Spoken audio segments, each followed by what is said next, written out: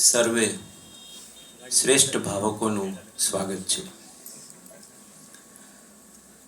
કાર્યક્રમની શરૂઆત મારે શ્યામ સાધુની બે પંક્તિ સાથે કરવી છે કે દૂર ભીની વાતનો દરિયો હશે, દૂર ભીની વાતનો દરિયો હશે, જોજો એમાં આપણો નકશો હશે, ક્યાંક પરવાળાની ભીની વાતમાં હા જરૂર તારો જરૂર કિસ્સો હશે. ને સાવ પાસેથી ગઝલને સાંભળો, સાવ પાસેથી ગઝલને સાંભળો, જિંદગીનો ખુશનુમા ચહેરો હશે. સાવ પાસેથી તમને અડકી જાય એ રીતે ગઝલ સાંભળવાનો અવસર, એટલે તમને ગઝલ તો કહેવી છે. કવિતા કક્ષ પૂરી નિષ્ઠા સાથે સાહિત્યના ઉત્કૃષ્ટ કાર્યક્રમો આપવા માટે કટિબદ્ધ છે. આ પહેલાં કવિ વિશેષમાં કવિ પ્રણવ પંડ્યા પાસેથી આપણે એમની કવિતા અને કાવ્ય સર્જનમાંથી પસાર થયા.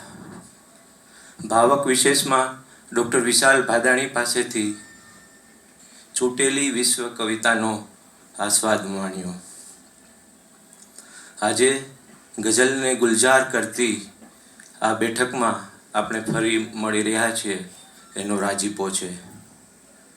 આજના કાર્યક્રમની પ્રસ્તાવના અને સ્વાગત માટે કવિતા કક્ષના અમારા સભ્ય શ્રી જગત ભટ્ટને હું વિનંતી કરીશ કે તેઓ મંચ ઉપર આવી અને આજના કાર્યક્રમની પ્રસ્તાવના મૂકે.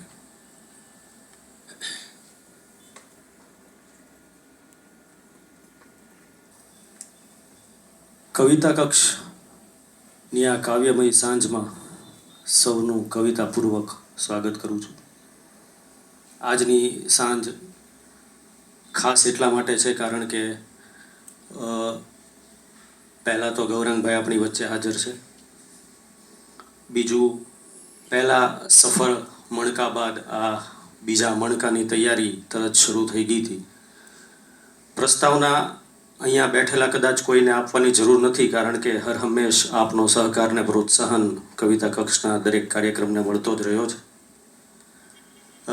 છતાં વિધિવત રીતે ફરી એકવાર ઉપસ્થિત સૌ કોઈનું સ્વાગત કરું છું અને વધુ આપણે સમય ન બગાડતા કાર્યક્રમનો દોર આગળ જ ચલાવીએ.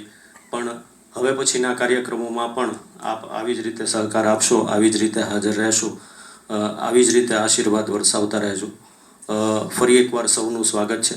આપણે ગૌરાંગભાઈ અને તમારી વચ્ચેથી હું ઝડપથી અહીંથી નીકળી જઈ અને ઝડપથી આપણે મંચ ગૌરાંગભાઈને આપવો છે અને શક્ય હોય એટલી એમની પાસેથી એમના અવાજમાં એમની જ કવિતાઓ માણવાની છે.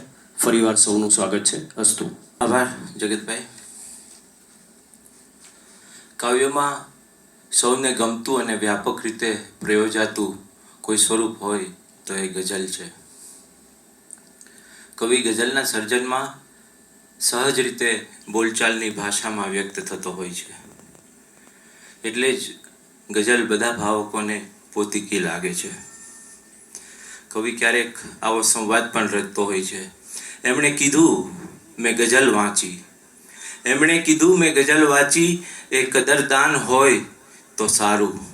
તો આપ સર્વ કદરદાન શ્રોતાઓ સામે ગઝલ કુળના ખાનદાન અને જાતવાન કવિને પૂરા સન્માન સાથે રજૂ કરવા છે. સુરતથી પધારેલા આપણી વચ્ચે કવિશ્રી ગૌરાંગ ઠાકર ઉપસ્થિત છે. એમને આપણે પૂરી અદબથી વધાવીએ.